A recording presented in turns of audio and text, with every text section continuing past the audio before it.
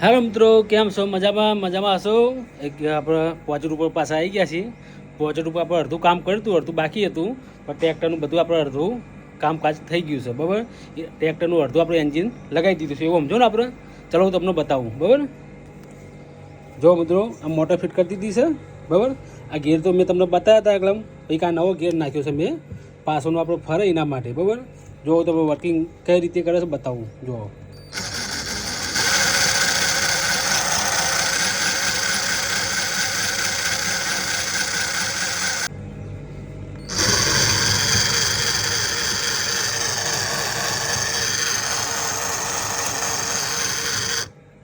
જોયું ને મિત્રો, ગમ્યું હોય તો ચેનલને સબસ્ક્રાઈબ કરજો, લાઈક કરજો.